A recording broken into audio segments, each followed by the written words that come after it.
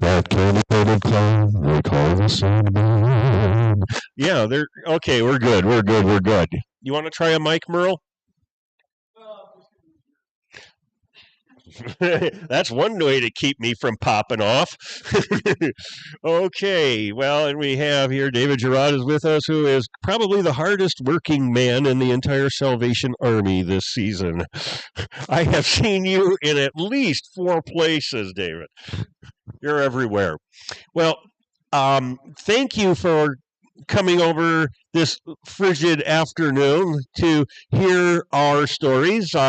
This gentleman here is Merle Hansen, and I have the joy of being Joseph Hughes. Um, we have a very fine Christmas show for you this time around, and it has not escaped our memory that last December we were forced to cancel because of bad weather.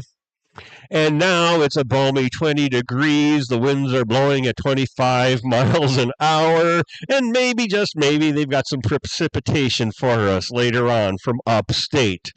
But it's a lovely day to be inside, warm and inside, talking about old stories and stuff.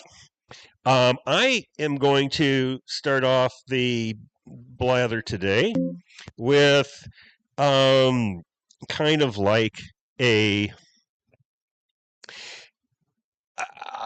I just had to do this. I'm sorry.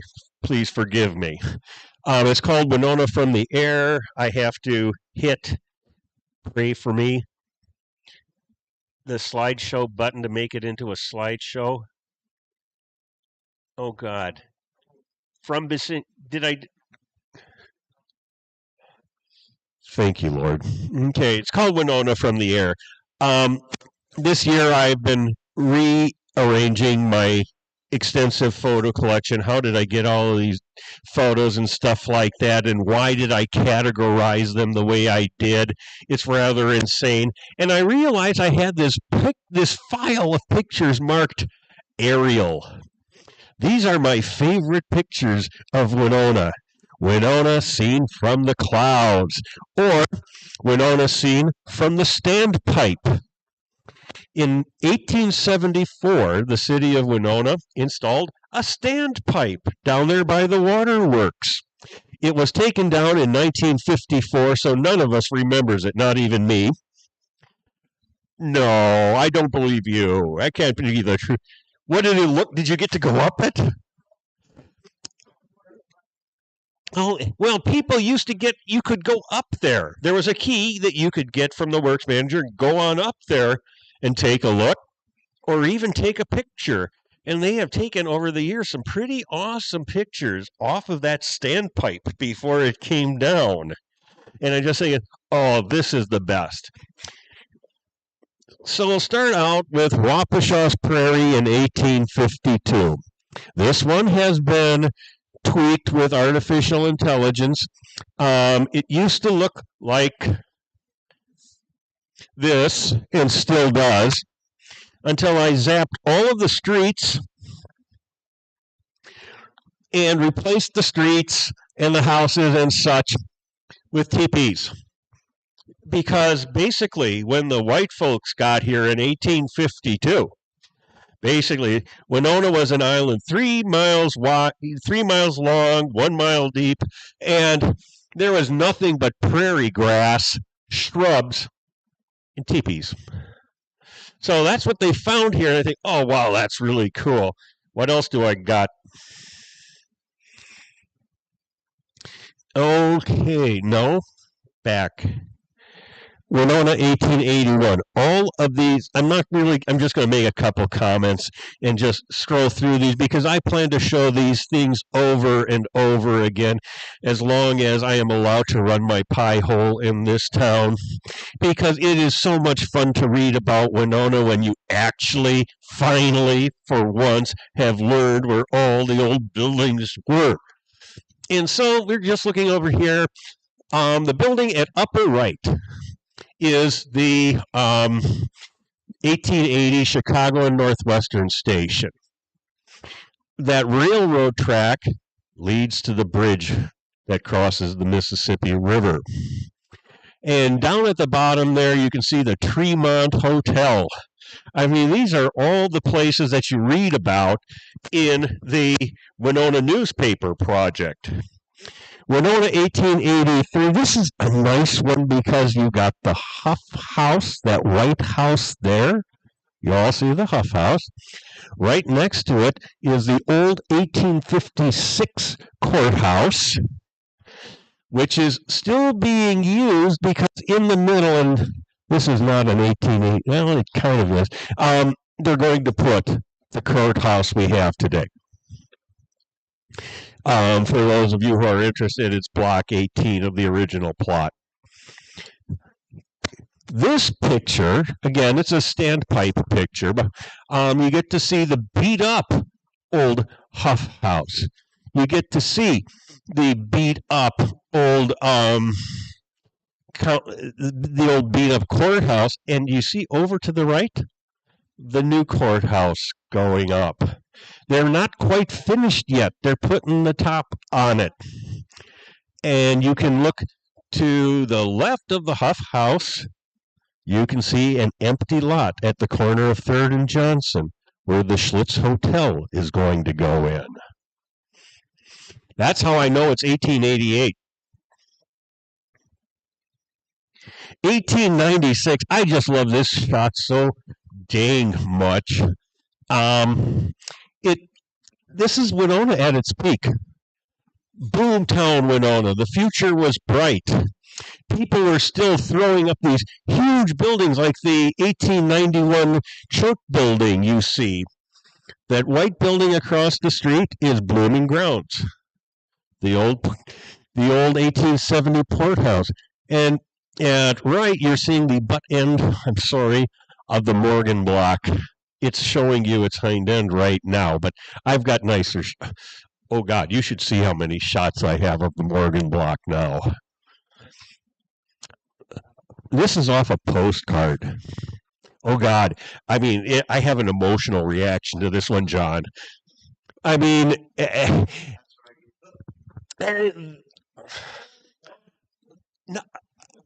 no, that's where I grew up. And I'm from Racine, Wisconsin. I love this bridge because it gives you a shot that you see the standpipe and you can see the old bridges of Winona. Can you imagine driving over that crappy old little 2-lane bridge? I mean, it actually has, that's not its file name. It has something more emotional. This is a Garvin Heights shot. It was taken by the photographer Prewert in 1925 or some other year.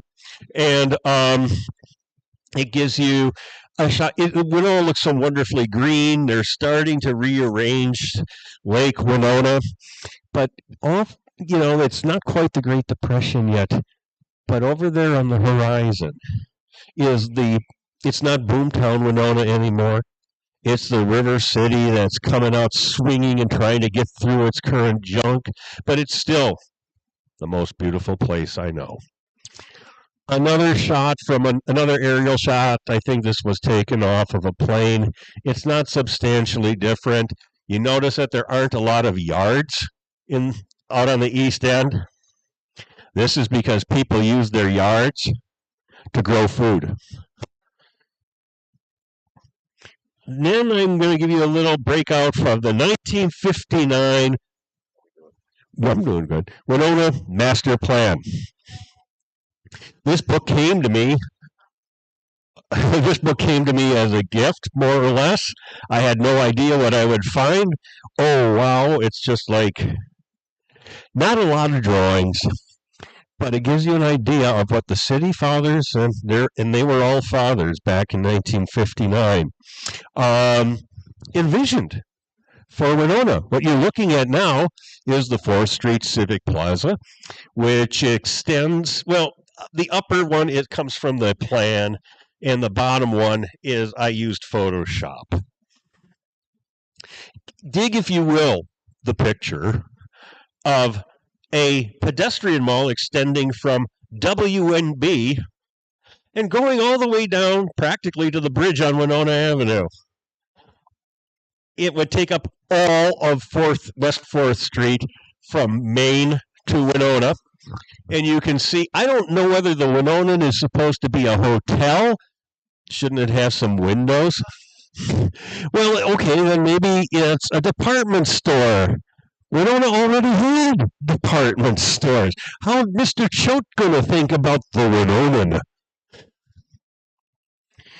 When we get in closer to the Winona Civic Center, at left is an auditorium. At right is a combination of post office and federal building because they definitely wanted to take that old post house down. And back there is the courthouse. But even if all this real estate did not happen and they had to cut back their plans, the main building that really had to go was the courthouse. And so they decided to, this was the county courthouse they were thinking about in 1959. It looks like every college building I have ever attended or taught a class inside.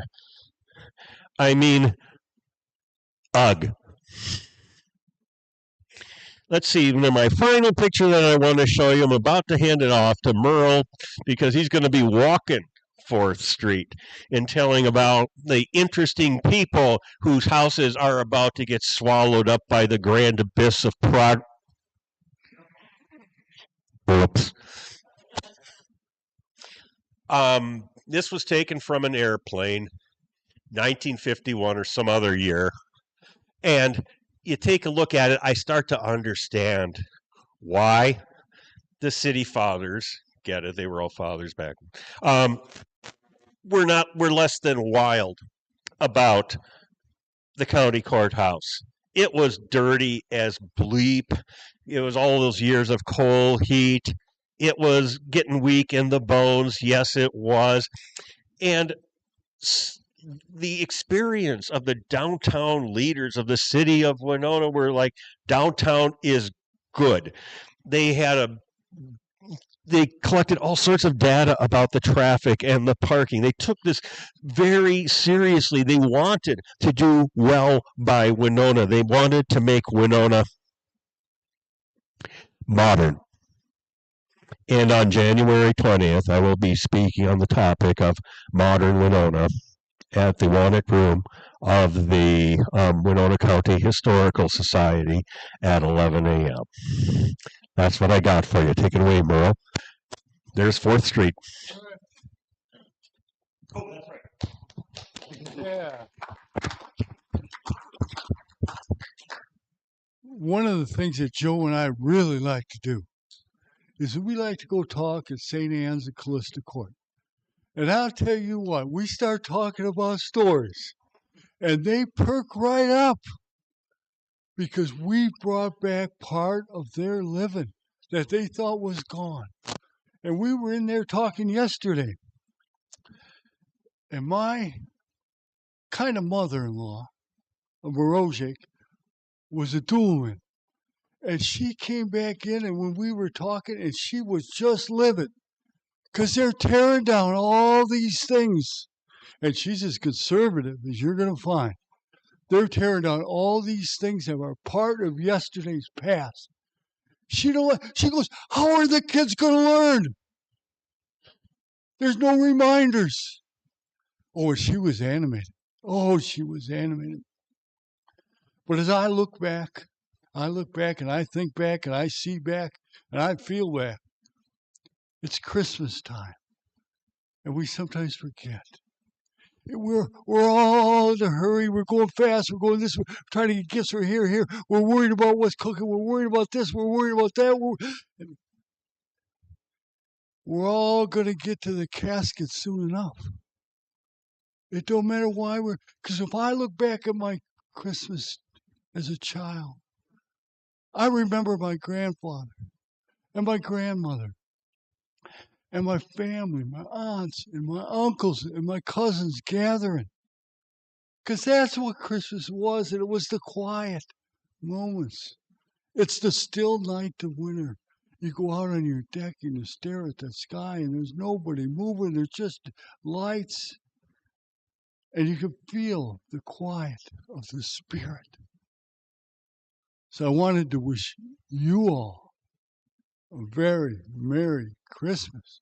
And you folks listening to us in that camera in the sky, we can't talk anywhere nowadays without a camera picking up what you're saying.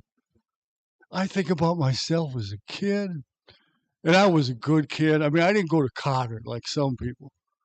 I went to Winona High. But we could do stuff. We could learn stuff. We could laugh. We could get into mischief. And we didn't get thrown down in the pen. We didn't get thrown in jail. We learned. We had cops. We had cops who looked out for us, who saw us, who knew that he just had to get us home at night. We weren't out to cause problems. We just had to know. And yesterday, I went to the funeral of an old Winona cop by the name of Joe Bronk. Now, Joe never pulled me over. He was one tough cop. I'm happy I didn't get in his way.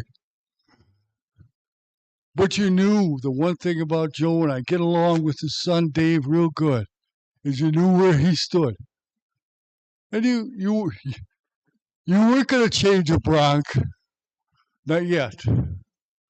Not yet. And so you pay your respects to everybody because we're all different. We're all wired different. We got dreams, we got motives, we got energies. We got all those things running through us. Nobody's alike. That's what makes us who we are. So anyway, this time of year I like walking. I like walking in the snow and the cold and the stuff like that because it's quiet. And when it's quiet, it's easier to hear the dead folk talking. It's easy to hear yesterday talking. So I was out there walking, and I looked at that across the street over there. There's one house remaining. And I'm thinking, oh, that person's got to be special, right? Well, how are those walls talking? I mean, they got to be wearing on somebody. So I went back through and I looked at all the. It used to be owned by a guy who worked at the lumber company over here. But you get out walking and you hear those stories. And I wrote a story about that, and I'll read it to you here in a little bit. When I start looking, this neighborhood is all going to be disappearing, and that's kind of sad, you know. These were some of the oldest neighborhoods in Winona. Way back to Verrazano Simpson. William Wyndham lived down there for a while. And they're gone. How are you ever going to find out who this people, unless you're wired like him, and you know, he's one of a kind. Because that's part of who we are. That's part of our myth. Even though we didn't know any of those people, they, like everybody else, talked around the kitchen table. They talked to their grandmas and grandpas and their uncles and their cousins as they gathered for meals. They all talked. They became part of who we were. And so I see old buildings go down. I get really kind of depressed. I see that New Orleans house at the base of the bridge there. Beautiful home, unlike anything else in Winona.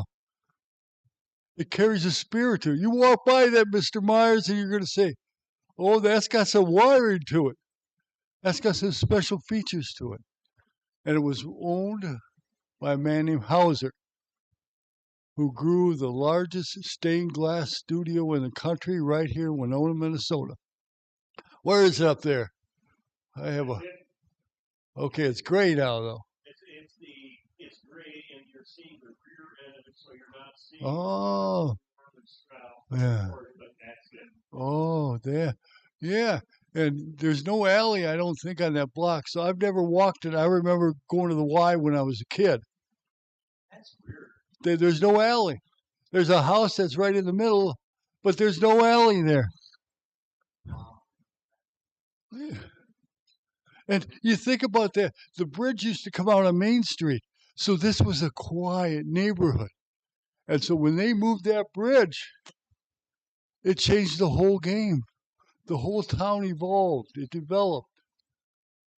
My buddy Teddy Rice, You can meet up with Ted anytime you want at MG's in the evening. He's usually got his spot right there. His grandparents' house was right across the street where Walt's Buick Olds used to be in the bus parking lot back in the 70s. Let me get to reading. Joe's ready to talk. It's the boathouse. I got a story here about the boathouse too. But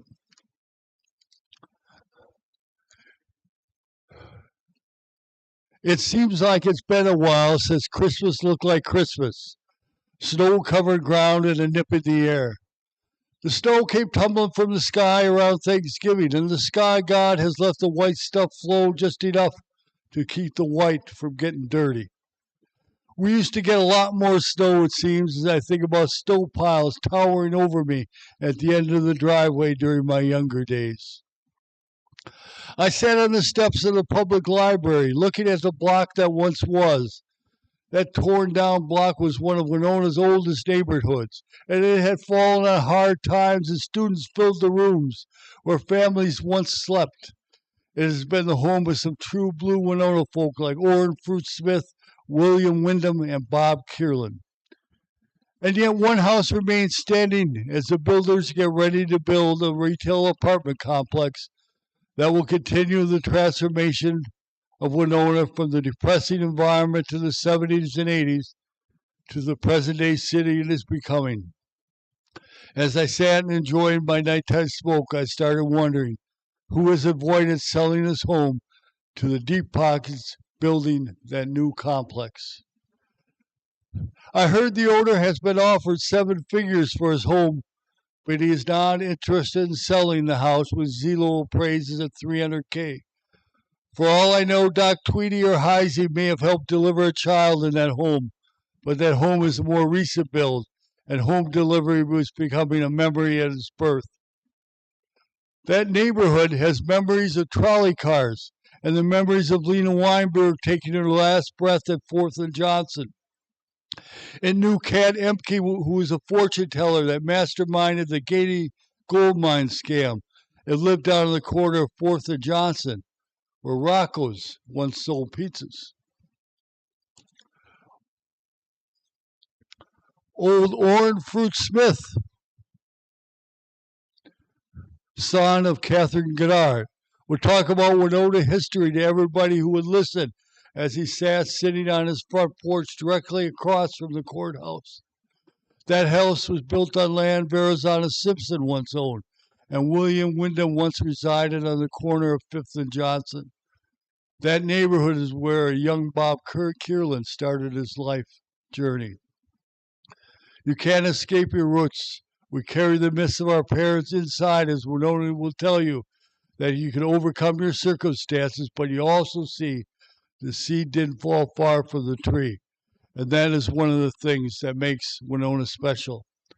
One lone house slowing down a large development seems appropriate in a town like Winona that fights progress every step of the way. I take a deep breath, think about the season, and continue my walk. That's my Winona. That's my people. That's my land. And I don't know how I'm going to deal with a string of apartment buildings. I don't know how I'm going to handle hearing the old people talk to me as I walk down the street when those new buildings are up and what they're thinking about all the change that has come over this town.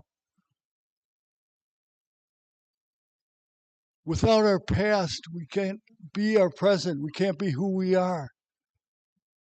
We need to remain attached to that. Now, I never spent Christmas in the east end of Winona. So yesterday, when Joe talked to the old folks at St. Anne's about Christmas east of the hog line, I paid attention, and it was kind of interesting. You'll get better. So this is the story of the nuts. The nukes. Okay. You want this? Are you ready? I'm ready, Merle. Thank you. Thank you very much, Merle. This is a story I wrote last year, and we was unable to read because we had to cancel the December reading last year. It's called Hogline Christmas Eve Eve, 1950, and all of the people I mention in it, every last one, is absolutely real. This story is written for a dear friend of mine, Fran Fnook Nelson, who was on my trip tour of Kashubia in 2016. We became very dear friends and remain so. And she was sharing with me, and she shared with me her family stories from Winona. You know, it was a good one. I said, hey, let's collaborate on this. And so we did. I mean, I wrote all the blather, but I mean, these people are real. And the cast of characters is, I might as well, is Nick Fnook, WNUK. I know, sounds like a radio station. I know, sounds like, need more vowels. I know, that was their name. Nick is the husband, Frances is the wife. Frances has a brother who is 15 years younger than, well, you had a lot of siblings who were 15 years younger than you out on the East End, and he's Uncle Steve. Nick and Frances also have a son named Pete. These are the heroes of their story. They all existed. It's Christmas Eve Eve on the Hogline, 1950. The home of Nick and Frances Nook at 513 Wall Street in Winona. They've been living here since 1894, when the house was just a front room and a tacked-on kitchen. When their firstborn, Pete, arrived the next year, they added a 5-by-5 bedroom. They're sitting in a much bigger, warmer kitchen now, along with their son, Pete, and with Frances's youngest brother, Steve Koulas. Steve is 15 years younger than Frances. Frances, as she reminds him frequently, used to change his diapers. He addresses her as sister, not as Frances. He calls her ma'am. Pete is 5 years younger than Steve. Steve's his uncle, all right, but they're two peas in a pod. In fact, you could call them East End Polish twins. Oh my goodness. The four of these people have lived this way on and off since Pete and Uncle Steve came back from World War I. During Prohibition, Pete ran a soft drink parlor on Mankato Avenue, 513 Mankato, right by the railroad tracks. It's a brightly painted building right next to the railroad tracks, painted in Bust Me Pink, Arrest Me Auburn, and in 1926, he was found guilty of bootlegging, and he did 4 months of hard time in the jail in Albert Lee, Minnesota. Here he went and got sent to prison, and it turned out to be in just plain Albert Lee. Give me a second to master this dang phone. They got jobs, apparently, and they were going to be bachelors all their lives. They were just a couple of good guys like drinking beer and bowling and passing out and doing all of that stuff. Love came Uncle Steve's way for a brief time in 1943 when he married the widow Adamczyk, who lived across the other tracks. But by 2 years later, Mrs. Steve Koulas was back to the widow Adamczyk again very happily because Steve was living the life at his big sister's house. Belvnuk, the oldest daughter, is single and works as a domestic up in the cities. Younger son David married a nice Polish girl named Gertrude Lake. They own a meat market up in the cities. Their son, David Jr., just graduated from St. Thomas University. Frances smiles. She has a grandson who graduated from college. Younger daughter Eleanor married a nice Polish boy named Hank Peplinski. They live on Chatfield Street with their 7-year-old daughter Geraldine, their 1-year-old Daniel, and their newborn Mary Jo. Baby's first Christmas. Frances looks around her quiet kitchen, enjoying the calm before the fury of Christmas, or even Christmas. She thinks back to 50 years ago when the children were little babies and Nick was working 70 hours a week at Yeoman's Brothers. Their house was just a shack. She cooked her family simple meals on an iron stove, did the laundry in a galvanized wash tub. With water she pumped herself and heated on the stove. Now she's the queen of a modern kitchen with hot and cold running water, a gas stove, and an icebox. She's been baking cookies for the last 3 days and pretending them to hide them from the boys. Her daughters have gently but firmly removed her from control of the Christmas eating, but that's okay.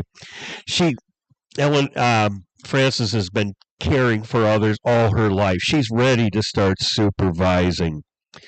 Geraldine is going to be coming with her mom to help the next day because that's how a Polish girl learns how to be a Polish woman. This is how they roll. And now I could get bogged down in the details, but I think I'm just going to have Frances walk into the room and turn on the radio. It's after dinner now. Winona's own radio station, KWNO, is playing Christmas carols until midnight. Not the good old Christmas carols from Poland, but they will be sung tomorrow. The little babies so desperately need to hear Polish Christmas carols right now because they need to learn their Polish. Yeah. And, and when the black. Okay, you're going. Christmas Day, the whole house is going to be crammed with family members, sitting down wherever they can find room to exchange presents. These houses are terrifically small. And you've got huge families with 15, 16 people in them stopping by to visit.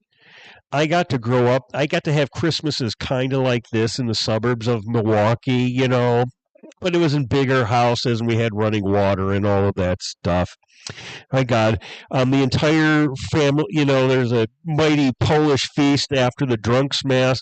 The Drunks Mass. The Drunks Mass at St. Stan's. Anybody know about the Drunks Mass at St. Stan's?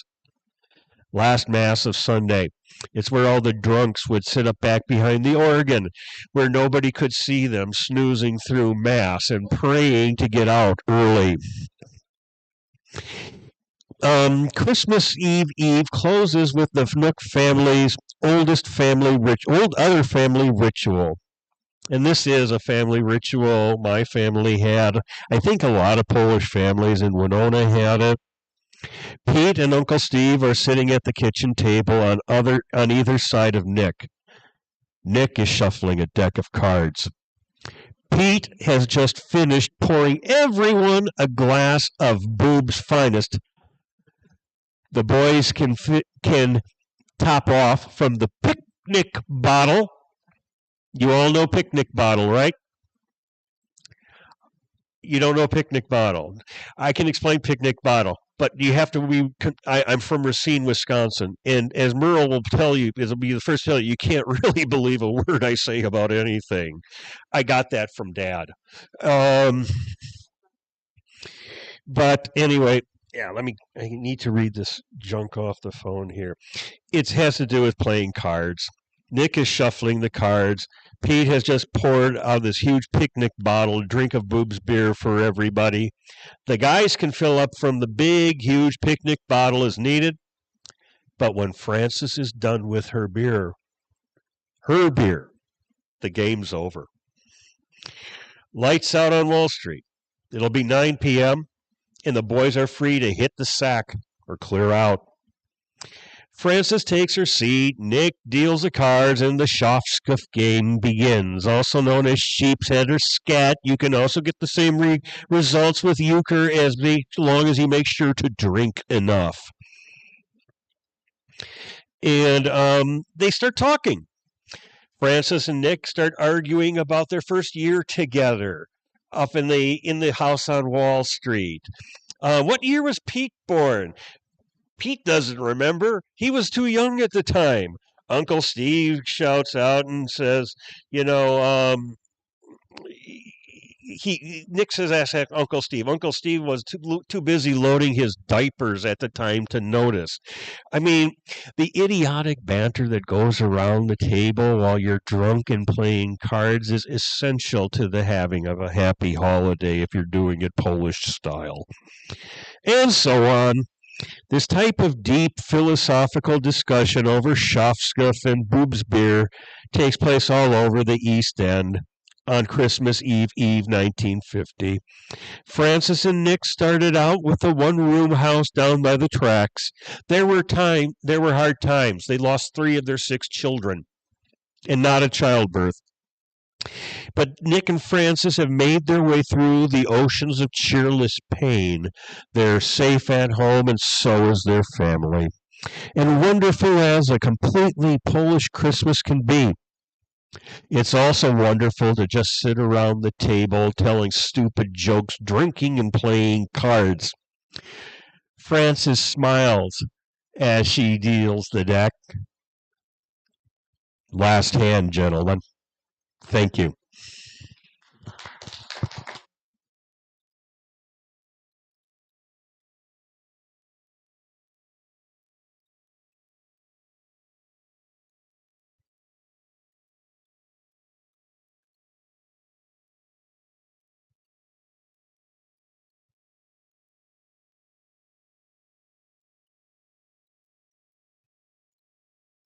Oh.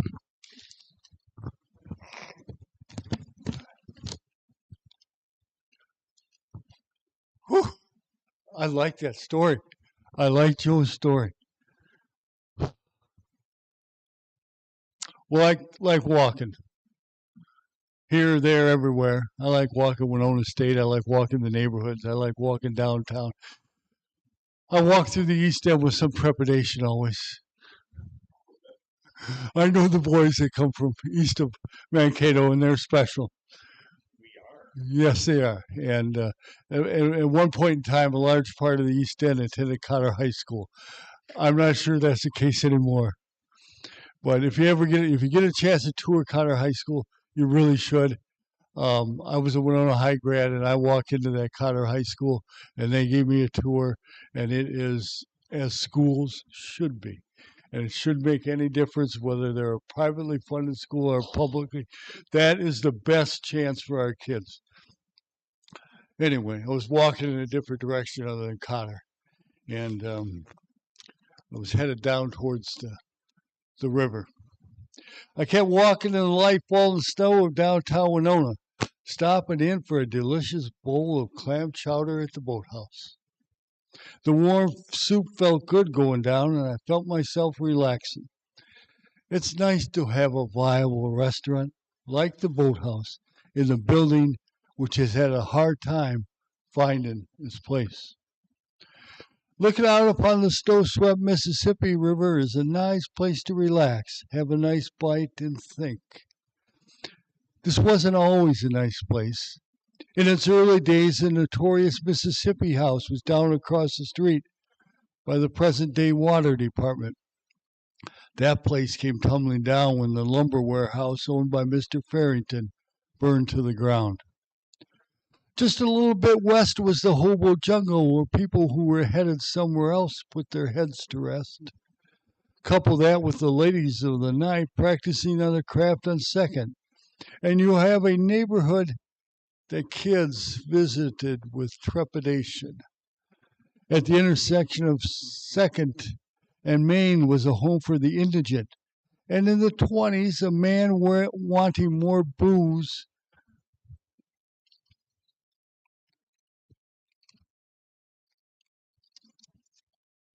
than he had money for, shot the bartender who was from just down the road in Knightson, Minnesota. He got sent to Stillwater. It's down where the recycling Miller family had the early roots of their fortune formed. They had a tire shop, and old man Miller once owned 6 old brick buildings in the neighborhood. Those 9 brothers and sisters squabbled a great deal amongst themselves, and today they operate from out east on a piece of property leased to them by the city of Winona. Winona's fortunes haven't always originated from the big houses. Millers lived further west on 4th Street, growing up somewhere down near Nathan's Sausage Company and Fibrite. Another neighborhood where you learn to think on your feet as cold winter winds rattled the windows. Old Winona and a good bowl of soup is about as good as it gets as I said goodbye to Lion, Victoria, and staff as I headed out the door. And it's that history of Winona where you combine the present to the past, which you see how magnificent history Winona has and is. And so when Joe and I talk at those nursing homes to those old folks, and they come in, I can read all the newspaper articles in the world, but there's stuff you aren't going to get. There's stuff the newspaper men didn't get in the day. And so Joe and I will be telling stories, and the next thing you know, they'll be setting us straight. Well, this was happening here, and this was happening here. But to a person, they were not happy when Loretta Hall came down. That was part of their sin. They weren't happy when the site of St. Mary's got shut down. That was part of their upbringing, even if they didn't go there. They're not happy about St. Stan's closing. And they aren't happy about St. Casimir's closing. Those are part of their being. It's beyond their control. Like that Mrs. Dubin said. She said, we all don't like it, but we can't stop it. But oh, do they come alive. And it is so cool. It is so cool to be talking up there. And you could just see the light bulbs going off in their eyes. The world that they thought was gone is back alive. And when they get up off their chairs, they strut. Because they start talking about, I walk the gut. Oh, man. They are always talking about dragging the gut down 3rd Street. And people looking in the windows at the things they couldn't afford and wonder, I got to work so I can buy that. Well, the boys were looking at the girls and they were cruising, but No, I was corrected on that. no, it was, but on evenings in downtown Winona back in the 50s, there was no other place to go.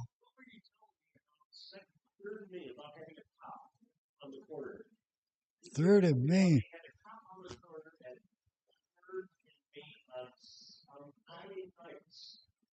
To handle the traffic because it's just bad. Somebody was telling was one of them. That was a story that came from a crowd. Yeah. The cops were all around. The cops were part. And unless you're on their bad side, they were going to leave you alone. They didn't want to deal with stuff.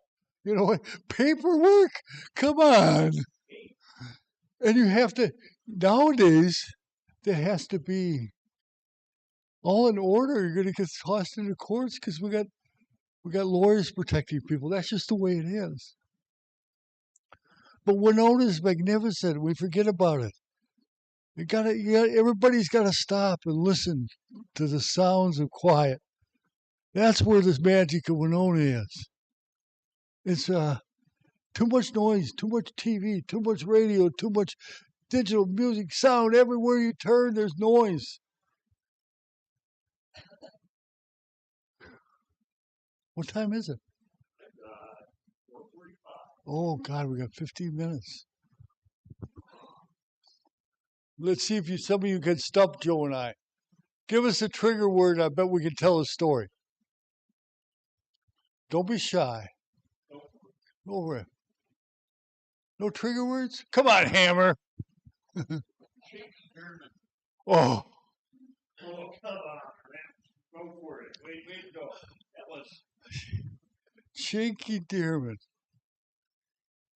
I remember my uncle telling me about Chicky. And he said Chicky was okay as long as you didn't get too close. Because if he got a hold of you, that was one strong man. That was one strong man. And Chicky used to like he'd shoe shine down at the, and of course he had hair all over his face and body and arms. He was like a human bowling ball. And he used to carry this poodle around with him, if I remember right. And one day we were talking, a poodle dog in his later years. Yeah, and some lady at the nursing home was telling us one time she had this bike, and she parked it down. Oh, the park down by the near the hurry back down there. She parked his, and Chicky came in and parked his bike there, and then went inside. And these girls eyeballed because they weren't certain they wanted to take Chicky's bike for a bike ride. I mean, think about the germs on that bike.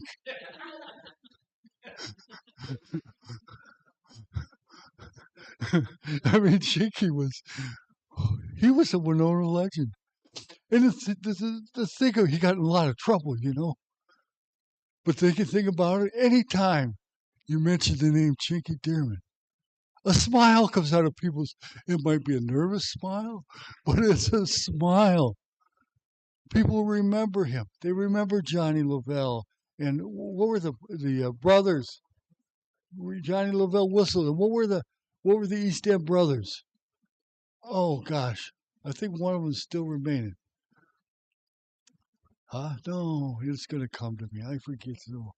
There were four brothers. Yes. What? Ames. Who said Ames? You, the Ames brothers.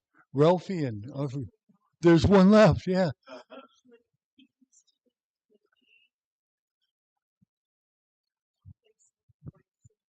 Yeah. Yeah.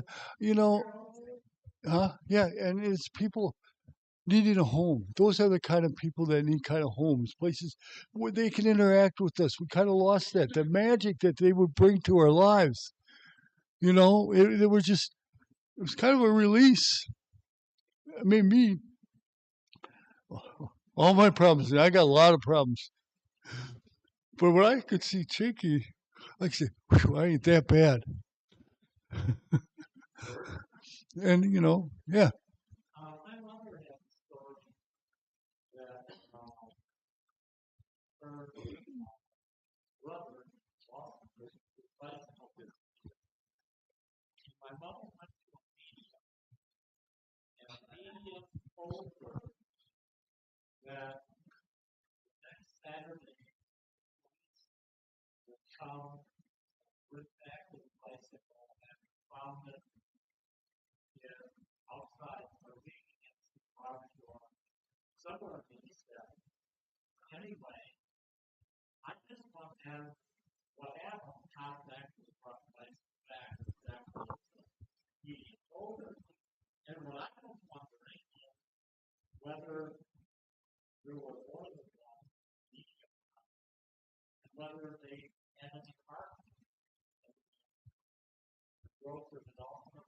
You want to take a gander at Cat Emke?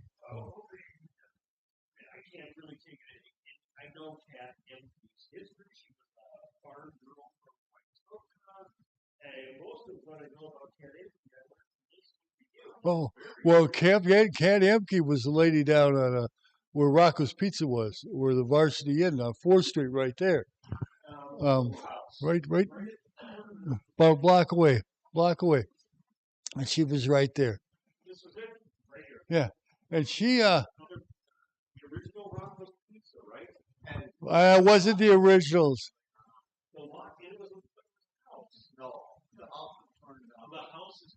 Yeah, yeah,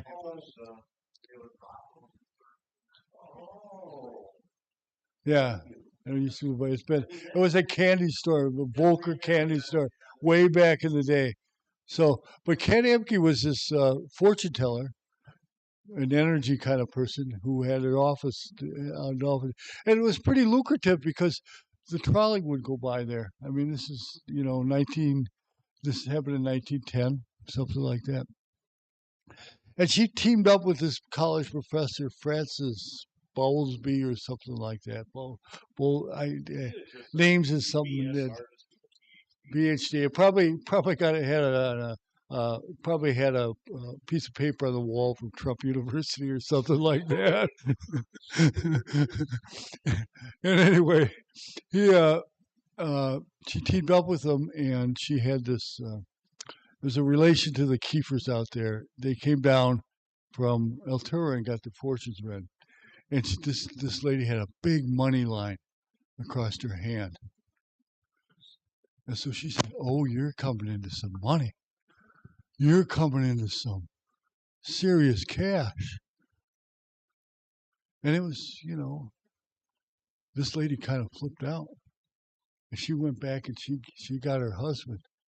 And this Bowlesby guy, this Professor Francis, stuck out his chest all important and said, "Well, all the markings are there. All the markings are for gold in the hills just outside of Altura."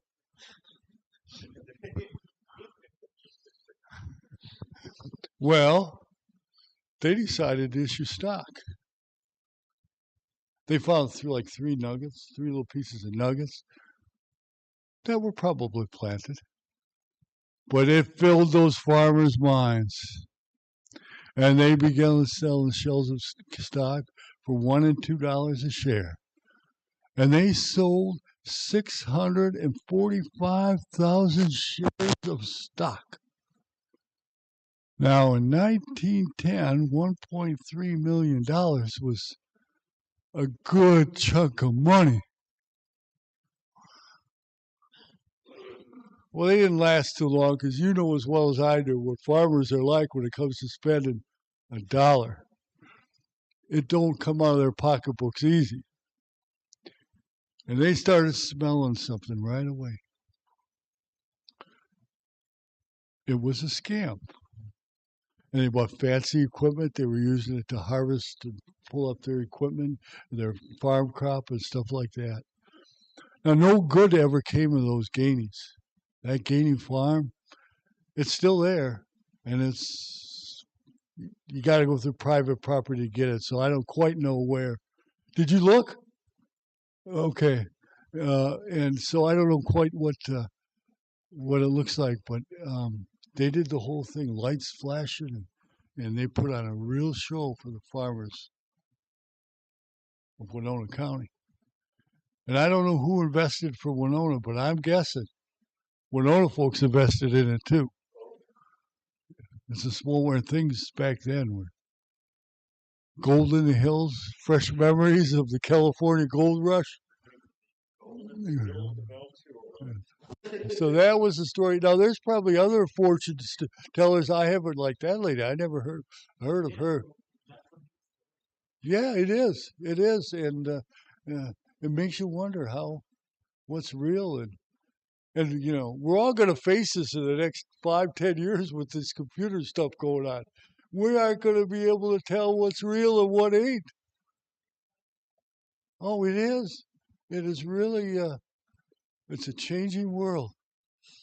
A changing world. You got a question? Yeah. Yeah. Now I never met that Walt Newman. Michael probably did, but We got no time for him. next month. All right.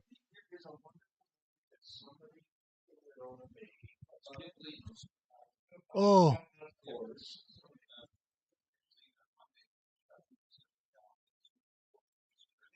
Oh, good. Yeah.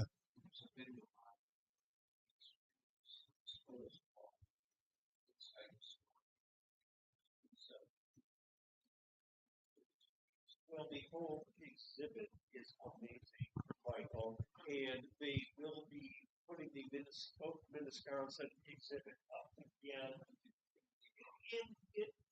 I mean, they're going through some upgrades.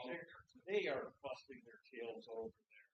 But if you have not gone down to see it, or you've only seen it a couple of times, go down there. Let's back.